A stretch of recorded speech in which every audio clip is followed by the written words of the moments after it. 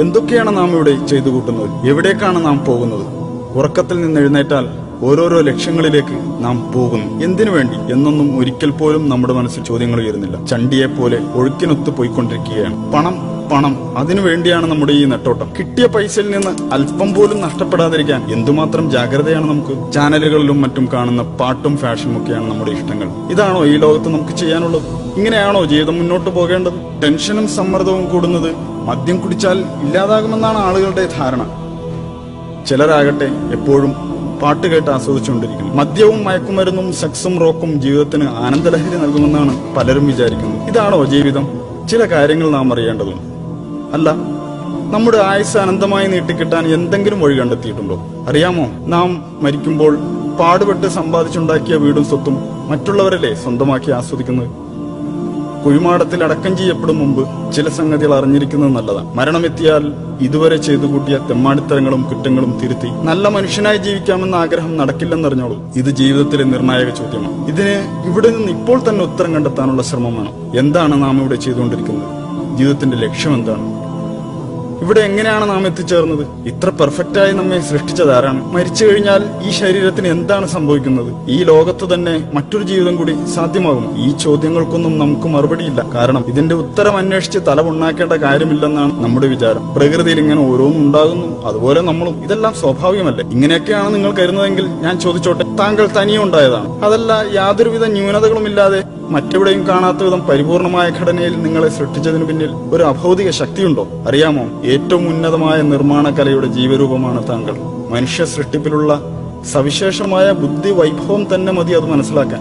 നോക്കൂ, മനുഷ്യന്റെ കണ്ണിനകത്തുള്ള ടെക്നോളജിയോട് തുലനം ചെയ്യാൻ കഴിയുന്ന ക്യാമറ ഈ ലോകത്തില്ല. തലച്ചോറിനോളം പോകുന്ന ഒരു കമ്പ്യൂട്ടറും ഈ ഭൂമുഖത്തില്ല. ഇത്രയും തികവാർന്ന അവയവങ്ങൾ ഉണ്ടായിട്ടും ലോകത്തുള്ള മനുഷ്യർ ഒന്നിച്ച് പരിശ്രമിച്ചിട്ട് നിസ്സാരമായ ഈച്ചയെങ്കിലും സൃഷ്ടിക്കാനായോ? നാം ഒന്നുമില്ലായ്മയിൽ നിന്ന് സൃഷ്ടിക്കപ്പെട്ടവരല്ല എന്ന് നമ്മെ ബോധ്യപ്പെടുത്തുന്ന എത്രയെത്ര സംഗതികളാണ് നമുക്ക് മുന്നിലുള്ളത്. എന്നിട്ടതെല്ലാം യാതൊരു കൂസലുമില്ലാതെ നിഷേധിച്ചു തള്ളുകയാണ് നാം. 0+0=1 എന്ന് നമുക്ക് ഒരിക്കലും ഉത്തരം കിട്ടുകയില്ല. 0+0=0 എന്നേ ഉത്തരം ലഭിക്കൂ. 1 എന്ന ഉത്തരം ലഭിക്കില്ല. അപ്പോ പിന്നെ പ്രപഞ്ചത്തിലെ ഈ ആസൂത്രണ മികവിന്റെ പ്രകടഭാവങ്ങൾ എവിടെ നിന്നു? എല്ലാ വസ്തുക്കൾക്കും അതിന്റെ ഒരു ഉത്ഭവസ്ഥാനമുണ്ട്. അതിന്റെ എല്ലാം പിന്നിൽ ഒരു ശില്പിയുണ്ട്. ഇപ്പോൾ താങ്കൾ കണ്ടുകൊണ്ടിരിക്കുന്ന ഈ വീഡിയോ പോലും ഒരാൾ യൂട്യൂബിൽ അപ്ലോഡ് ചെയ്തത് കൊണ്ടാണല്ലോ താങ്കൾ കാണുന്നത്. ഈ ലോകത്തിന്റെ ഉത്ഭവം മഹാവിസ്ഫോടനത്തിലൂടെയായിരുന്നുവെന്ന് താങ്കൾക്ക് വിശ്വസിക്കാം. എന്നാൽ ഈ മഹാവിസ്ഫോടനത്തിന് പിന്നിലെ കാരണക്കാരനായ ഒരു ശക്തിയുണ്ടെന്ന് ഞാൻ വിശ്വസിക്കുന്നു. അതാണ് അള്ളാഹു, എല്ലാറ്റിനെയും സൃഷ്ടിച്ചവൻ, എല്ലാ ജീവജാലങ്ങളുടെയും സ്രഷ്ടാവ്, ഏകൻ, എന്നെന്നും ജീവിക്കുന്നവൻ, എല്ലാറ്റിനും കഴിവുള്ളവൻ, അജയ്യൻ. താൻ സൃഷ്ടിച്ച ഏതെങ്കിലും വസ്തുക്കളെ പോലെയോ ജീവികളെ പോലെയോ അല്ല അവൻ. അവന്റെ രൂപത്തെയോ ഭാവത്തെയോ നമുക്ക് സങ്കല്പിക്കാനേ കഴിയില്ല. അല്ല, അവൻ ഒരു മനുഷ്യനെ പോലെയുമല്ല, അവനൊരു പങ്കാളിയുമില്ല. അവൻ ഏകനാണ്. അവൻ നമ്മെ ഇങ്ങോട്ട് കയറൂരി വിട്ടിരിക്കുകയല്ല. ഏതൊരു നിർമ്മാതാവിനെയും പോലെ അവനും തന്നെക്കുറിച്ച് പഠിക്കാൻ ഒരു പാഠപുസ്തകം, അതായത് ഒരു യൂസർ മാനുവൽ നമുക്ക് നൽകിയിട്ടുണ്ട്. ഇസ്ലാമാണത്, ഖുർആനും സുന്നത്തുമാണത്. അത് ആഹ്വാനം ചെയ്യുന്ന സന്ദേശം ഇതാണ്: ദൈവം ഏകനാണ്, അവൻ അള്ളാഹു ആകുന്നു ഏകൻ. അവന് ആരുടെയും ആശ്രയം വേണ്ട. പ്രപഞ്ചത്തിലെല്ലാം അവനെ ആശ്രയിക്കുന്നു. അവന് മക്കളൊന്നുമില്ല, അവൻ ആരുടെയും സന്താനവുമല്ല. ഒട്ടും തന്നെ വൈരുദ്ധ്യങ്ങളില്ലാത്ത ഒരു ഗ്രന്ഥം, ശാസ്ത്രത്തിലും ചരിത്രത്തിലുമുള്ള വിസ്മയങ്ങളെ നമുക്കറിയിച്ചു തന്ന ഗ്രന്ഥം. ഓർക്കണം, 1400 വർഷങ്ങൾക്ക് മുമ്പ് അതൊക്കെ നമുക്ക് വെളിപ്പെടുത്തിയതാണ്. മനുഷ്യഭ്രൂണത്തെക്കുറിച്ച് കൃത്യമായ വിവരണം നൽകിയിട്ടുണ്ടതിൽ. ആ വിവരങ്ങളൊന്നും അന്നത്തെ ശാസ്ത്രലോകത്തിന് കണ്ടെത്താൻ കഴിയാത്തതായിരുന്നു. The descriptions of the human embryo in the Quran cannot be based on scientific knowledge in the 7th century. ഭൂമിയിൽ പർവ്വതങ്ങൾ ആണികൾ പോലെ ഉറപ്പിച്ചു നിർത്തിയിരിക്കുകയാണെന്ന് അത് വെളിപ്പെടുത്തുന്നു. 2 സമുദ്രങ്ങളെ കൂട്ടിച്ചേർത്തതും അവൻ തന്നെയാകുന്നു. ഒന്ന് രുചികരമായ തെളിനീർ, മറ്റേത് ചവർപ്പാർന്ന ഉപ്പുനീരും. രണ്ടിനുമിടയിൽ ഒരു മറയുണ്ട്. അവ കൂടിക്കലരുന്നത് വിലക്കുന്ന ഒരു തടസ്സം. രാപ്പകലുകൾ ഉണ്ടാക്കിയതും സൂര്യചന്ദ്രാദികളെ സൃഷ്ടിച്ചതും അള്ളാഹു മാത്രമാകുന്നു. ഒക്കെയും ഓരോ ഭ്രമണപഥങ്ങളിൽ നീന്തിക്കൊണ്ടിരിക്കുകയാകുന്നു. ആകാശത്തെ നാം നമ്മുടെ ശക്തിയാൽ സൃഷ്ടിച്ചു. നാം അതിനെ വികസിപ്പിച്ചുകൊണ്ടിരിക്കുകയാണ്. പ്രപഞ്ചം അതിദ്രുതം വികസിച്ചുകൊണ്ടിരിക്കുകയാണെന്ന് ഇപ്പോഴിതാ ശാസ്ത്രജ്ഞർ കണ്ടെത്തി കഴിഞ്ഞിരിക്കുന്നു. അള്ളാഹു എല്ലാ ജീവജാലങ്ങളെയും വെള്ളത്തിൽ നിന്ന് സൃഷ്ടിച്ചു. അവയിൽ ഉദരത്തിന്മേൽ ഇഴയുന്നവയുണ്ട്, ഇരുകാലിൽ നടക്കുന്നവയുണ്ട്, 4 കാലിൽ ചരിക്കുന്നവയുമുണ്ട്. അള്ളാഹു അവൻ ഇച്ഛിക്കുന്നത് സൃഷ്ടിക്കുന്നു.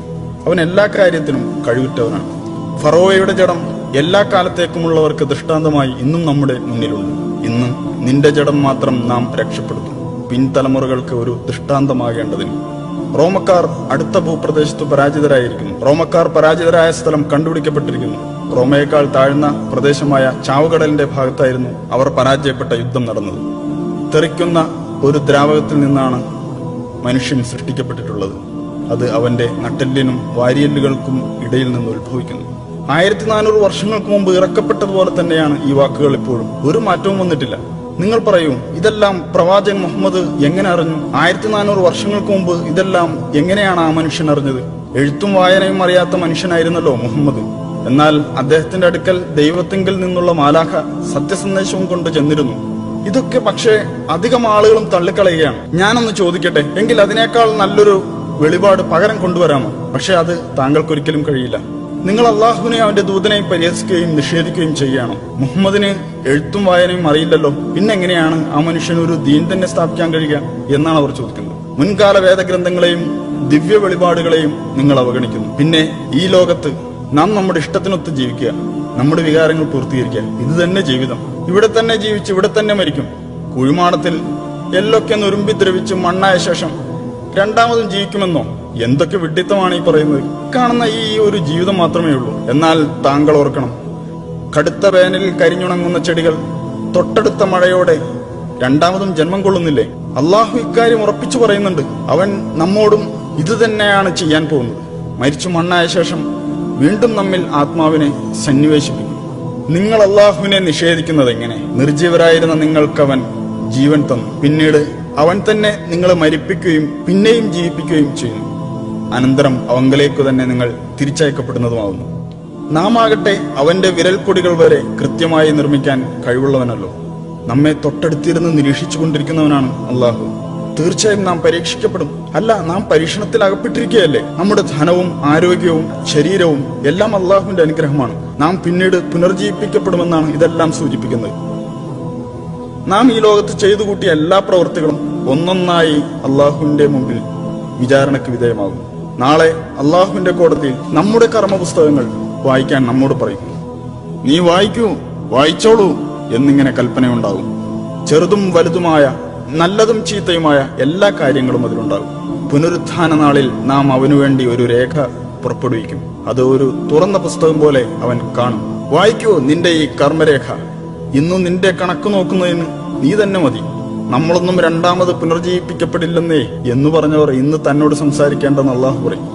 എന്നെ അറിയാനും പഠിക്കാനുമായി ഒരായുഷ്കാലം മുഴുവൻ നിനക്ക് ഞാൻ തന്നതല്ലേ? പക്ഷേ അന്ന് നീ വ്യർത്ഥമായ നശ്വരമായ കാര്യങ്ങൾക്ക് പിന്നാലെ കൂടി അവസരം തുലച്ചു കളഞ്ഞതല്ലേ?